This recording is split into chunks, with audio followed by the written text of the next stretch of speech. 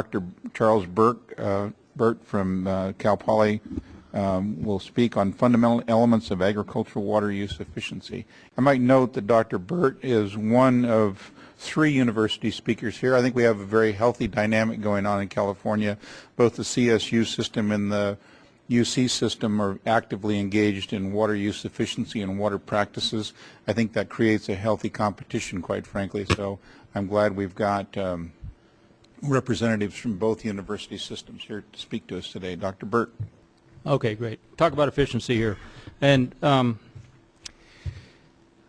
you know, what I'm going to do is try to touch some of the basics, and if you have questions, we'll go up from there. But first of all, what's a typical gasoline engine efficiency? You know, I mean, and we all use gasoline engines, you know, and they're in the 20% range, but we accept it. So you could do a lot better if you have a hybrid. So I'm really serious about this. I wonder how many of you on the board and how many in the audience actually drove a hybrid. You did? Hey, great. Okay. Wow. So these guys are serious. Yeah.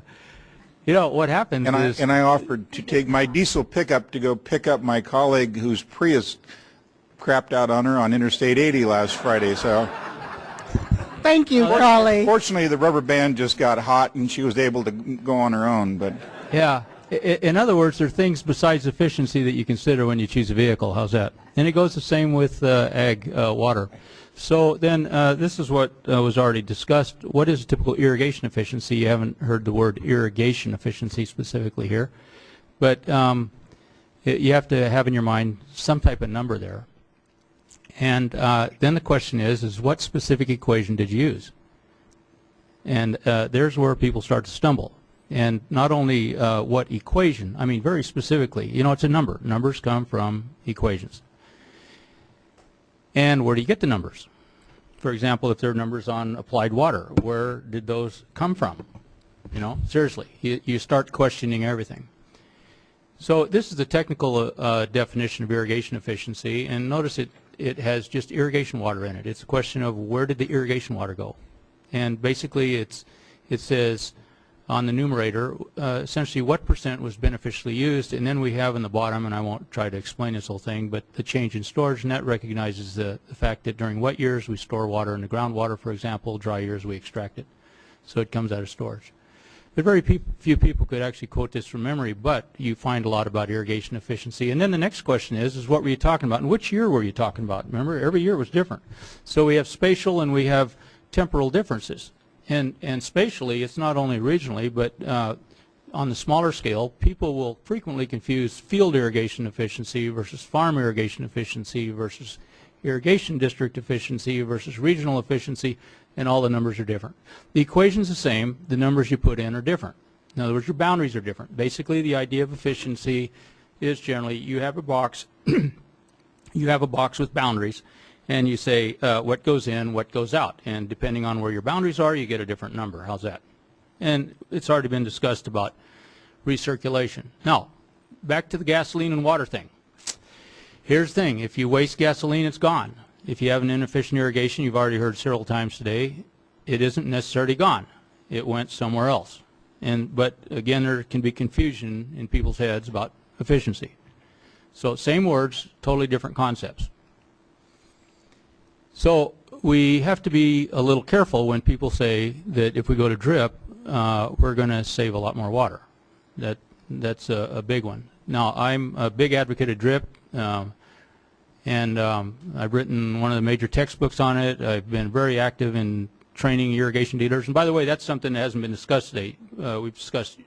I've heard irrigation districts, agencies, and farmers. But you know what? If a farmer buys a system, an irrigation system, and it isn't a well-designed system, boy, they're off to a bad start. It's kind of like buying an inefficient car, you know. And that's a huge thing that has a huge impact on the performance of farm irrigation. And we do have an Irrigation Consumer Bill of Rights that we develop with the irrigation dealers, and that's a metric, for example. When you sell new irrigation systems, should the irrigation system meet certain specifications? Anyway, so I'm big on drip, but here's the thing. You don't reduce evapotranspiration, you don't reduce consumptive use by going to drip typically. In other words, what you do, and I was just talking to a fellow on the citrus board yesterday, Interestingly enough, I noticed one of the slides was on RDI, regulated deficit irrigation. You know, the tendency there is to go to new types of citrus and really eliminate stress. Whoa, eliminate stress. By definition, that means use more water. Seriously, you know. Micro irrigation systems, about half the almonds are on micro irrigation systems. They wet a large area very frequently. You have higher evaporation than you do with surface irrigation, believe it or not. So, now, that doesn't mean it's bad. It just means that you're not going to save water, not in terms of net water. Are there exceptions? Sure. Like on the Central Coast, it's totally different with the wine grapes, but I can get into those details. There's always an exception to anything you say. But now, here's the big question when you start getting into things. Is it true that irrigation efficiencies for projects and basins are higher than irrigation districts efficiencies for individual fields? And I think there's already been a good presentation about regional differences and all that. But I want to just bring up, for example, Madera Irrigation District, and I just snatched them kind of out of the blue because they're on the east side of the San Joaquin Valley versus Imperial. Madera Irrigation District is what I call kind of a classic eastern San Joaquin Valley thing. The conjunctive use, farmers have wells and irrigation district water. And what they do is they recharge the water, and you'll hear that over and over again, you know, that the inefficiencies go into the groundwater. Now in this case, because of the recycling of the groundwater, deep percolation goes in the groundwater, it's recycled. In that case, when you look at the boundaries of a district, what percentage of the water comes in, you know, that is used for ET, it's higher than for a farm because there is internal recirculation in this bigger boundary. And what's really interesting, of course, and I see these numbers like 1 million acre-feet conservable water, and yet we have 2 million acre-feet groundwater overdraft. I'm thinking, does that mean we're going to conserve 3 million acre-feet? You know, I mean, if we're already in the hole by 2 million and we save 1 million, anyway, I'm not quite sure about that one. Anyway, if you look at groundwater tables here in Madera, just an example, the groundwater levels are dropping a bit, like big time. And that means they are definitely not saving water underground. So the conclusion might be that improving on-farm irrigation efficiency in Madera Irrigation District isn't really going to make water available for other uses. There isn't surface water flowing out of the district, and the groundwater's dropping. In other words, they're in that area somewhere, there's more acreage than can be supported sustainably. And then there's a question for you guys, and I don't know where this falls in because the people here are primarily irrigation district people, and that is, what about all the groundwater that's being pumped on the fringes of the irrigation districts? And where does that water come from? It started back in the 70s. That was a system I designed in the mid-70s. Large farmers, you know, they were worried about the 160-acre limitation in Westlands, for example, so they would buy land, and it's still continuing. Large acreages, I mean thousands and thousands of acres, you know, all on groundwater outside the irrigation district boundaries. So the districts are feeling that now. Interesting point. Now, I want you to be really sure that you focus when you hear different arguments here. It's easy to get confused. People with different agendas shift the argument and confuse things. What I'm talking about specifically here is real conservable water for the state that you can move around in the concept of irrigation efficiency. You can talk about all kinds of other things, but I'm trying to stick to the topic here. There are things like improved yields and quality. You can reduce application of fertilizers, you know, by maybe better management designs. You can reduce groundwater contamination. You can use less energy. I mean, we have all kinds of projects on that, all kinds of other things. And those aren't the same as water conservation. So I think, you know, when you have your discussions about water conservation, don't get sidetracked. I mean, you have to say, okay, now what are we talking about here? And I don't know all what your agenda is, but, you know, you can easily get sidetracked by other things. Here's another thing. The further you get from fields, the easier it is to have a perfect irrigation, make a profit, predict weather, grow good crops, and all that. There are limits, you know, to how good we can get and how much money is available to plow into things. This, you know, these years have been pretty good, but sometimes a lot of farmers, you know, we look at economic pipe sizing analysis. Gee, if you used a bigger pipe, after 10 years it would pay off because you have reduced energy costs. See, isn't this obvious? Yeah, I can only get a loan for next year. And there's got to be a 1-year payback. You know, it's that kind of stuff. Then there's profits. So back to Madera Irrigation District. just to show you how it goes, and this is kind of basic, but assume there's a basin with 3 fields, and you put 3 units of water in it, and on the first field you put in these 3 units, and you only use 1 for ET. So what that means is you had an efficiency on that field of 33%. And so you see videos and stuff, farmers talking in all sincerity, and a lot of them believe this. You know, they say, oh, I'm saving water. You know, and you can get people to say all kinds of things on videos, and they really believe it. Anyway, this is the thing is that's an extreme case. I don't know if, you know, I mean, that'd be very unusual. But let's say that did happen, and then these 2 units go to the next field, and the same thing happens again. They use 1 goes on. That field efficiency was 50%.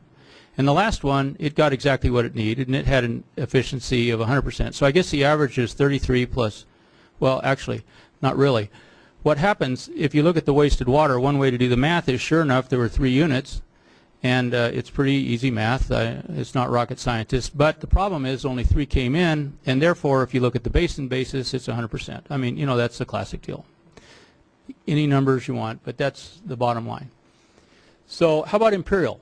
Imperial is a big case. This is totally different. This is just one of the slides of some stuff we designed for Imperial. They're getting involved in their definite plan right now. And we were specifically tasked with figuring out how to minimize spill from Imperial Irrigation District system. This is just one of the aspects of the program they're starting on right now. So are they blind? Are they wasting money? You know, that they're actually spending money on water conservation. When I said Madeira, it wouldn't really do much. It's totally different because there is no recirculation to speak of. And in that case, the district efficiency is less than the on-farm efficiency. So it's a basin by basin thing. So if they do reduce the spill, since that goes directly into the drains and into the Salton Sea, yes, it does indeed conserve water, and they can transfer it. You know, it's kind of basic. So the basics are, in a basin, water can go only to a few places. It changes the groundwater storage. It flows out, either subsurface or surface. It goes in the air, or it's harvested, which is like zilch. So when you look at things like the San Joaquin Valley, it's hiding in the ground. It's running down the river. It's not doing that, obviously. And it's sneaking somewhere away. That's an interesting deal. We get up in Klamath Falls, and people think the water's sneaking over to MacArthur or something. I'm not sure how that works, but anyway. There's excess evapotranspiration. So how about RDI? That was one of the items listed, regulated deficit irrigation.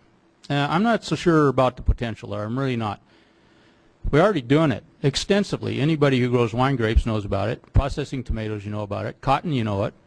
Almonds, you know that certain times, depends on the variety. Pistachios, well, yeah, but on the other hand, a lot of places where pistachios are grown, they're deficit irrigating already because they don't have enough water. I mean, just go out and dig some holes, you know. So I don't think the potential's that great, and the risk is there. So, so the fact is, it's a little risky. It doesn't account for salt leaching. This is a picture which, at least it has colors, you know, but shows you salt buildup after 20 years on the west side. Real common pattern. I don't know what we're going to do with that salt. So are the low farm efficiencies the cause of our water volume problems? Not generally. Not generally. And then in the bottom it says, yeah, there are places, of course, where you go to local salt sinks. And remember, I'm not talking about water quality here. I'm just talking about volume. See, that's why I underlined it. So I'm emphasizing, same thing you've already heard, you know, you don't want to confuse basin and on-farm efficiencies, and even district, you know. In other words, it doesn't do any good. So back to the hybrid vehicles then that everybody drove today. And just so you guys know, I don't have a hybrid. I actually drove a Yukon, but anyway, because I wanted to be safe, see. And I heard about them conking out. So anyway, and I do have solar on my house, but anyway, a lot of things are pretty neat, you know. They're good for the environment and they save energy, solar, hybrid vehicles, LEDs, pump efficiency. But they're expensive, you know, and people don't always trust them in that. And here's the big thing. When you start comparing that versus ag irrigation, those don't require management changes. It's like urban. Gee, how do you save water? You go to Xeriscape. No, that didn't change any habits. You get a low flush toilet, still press it doesn't change anything. You know, you go to ag water management, there's a cost, And sometimes, by the way, it doesn't save water. Remember, energy and all that are different, although often it costs more energy. That's a very interesting thing. The more we go to drip, we did a pretty good study for the Energy Commission. The more drip we use, the more energy we use. Whoa. I mean, you know, you need pumps. How's that? On-farm management is a little more difficult to implement than buying a low-flush toilet or a hybrid car because it requires management also. And, you know, what's quite interesting, don't know if you're aware of this, we tend to talk about ag as a general thing, but my experience is if you want to get really top-notch water management, you go to some of the big corporations. I mean, you know, you go to Paramount Farms, stuff like that. Those guys have it together. They have computerized stuff. They have technical people working. You want to have the problems? You go to small farms around Dinuba, Reedley. You go to the family farm. How's that? People can't afford their own experts. Everything isn't so neat. They have a lot of small fields. It just isn't so easy. How's that? So just so you know, probably what we're talking about with improved on-farm irrigation water management, it's all the little guys, which are hard to reach, and especially with this management. So how are we doing on-farm? Well, you've already seen there's a steady conversion to high-tech irrigation systems. Our center has been teaching about on-farm irrigation water management and evaluation systems. DWR started that program with us, I think, in 1984 or so. We have 2 teams out this summer. We have published results of irrigation evaluation, some 800 of them, that, on our website. And the performance is definitely getting better. In fact, with drip irrigation, I got to tell you, I didn't believe it would be that good. We know more about evapotranspiration and soil moisture management. Fertigation is the big next one. We have a long ways to go. At least you see the tanks out there. Not very sophisticated, but in general, farmers now talk the lingo. Doesn't mean they know the definitions, but you know, they talk the lingo. And we've seen major crop increases, and that was brought out also. Processing tomatoes are huge now. Pistachios, almonds, peppers, lettuce, you know, blueberries. I mean, there's just all sorts of stuff. Now keep in mind, I don't know what we're going to do with all that lettuce, but anyway, we still have a long ways to go. You know, and I think that's what you're struggling with, is how do we get there, and you know, should it be mandatory? I do subscribe to the thing about better technical assistance. That's what our center is set up to do. We are kind of the game in the state for irrigation district technical assistance, and I think you're going to hear from a variety of people we've had the good fortune of working with, and also with farming things. It takes time, especially with the management thing in there. And I would again emphasize the importance of the irrigation dealer in this business that nobody talks about, but it's absolutely a key thing. How about districts? I'd say they're huge advancements, not just moderate advancements. When I started talking to irrigation districts in the early 80s, one thing, I was younger, another thing is I didn't know as much as I think I know now. And, you know, I was kind of told, go away, little boy, you know, why are you saying we can improve? We're working hard. Really, that was the attitude. It's totally different now. People understand the idea of water balances. They may not have the numbers. They SCADA, that supervisory control and data acquisition. It's there. There's a lot of modernization going on. This is expensive. I mean, these districts are spending, you know, tens of millions of dollars. The Imperial thing is $300 million. It's not chump change. They have new software that's out, very common, improving conveyance efficiencies, better flow measurement, all of which are very expensive, and they are plugging along. And I would echo the fact that the assistance by reclamation and the state have been very helpful. There's going to be a lot more modernization. It's very expensive, and water transfers right now pay for a lot of that. So that's a quick introduction. I think I was even shorter than my time. So how's it? Thank you. Dr. Burt, any question? I have a question. Yes. From your experience in working with districts, have you found any advantage to having a kind of regulatory push or requirement that gets people focused on making changes, or do you just think it will happen just because it's economically advantageous, or there's new technology that people find easier or better?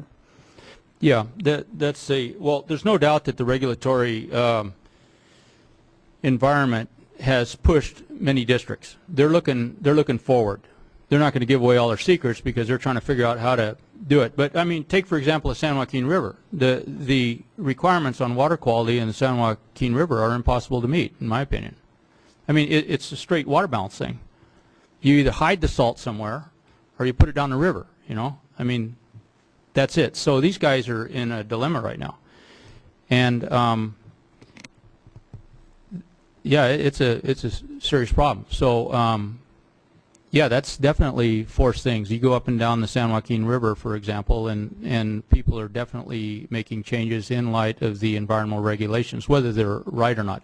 Now, the question is how do they fund that? Fortunately, right now, the water transfers have enabled some districts to get the revenue to make the improvements.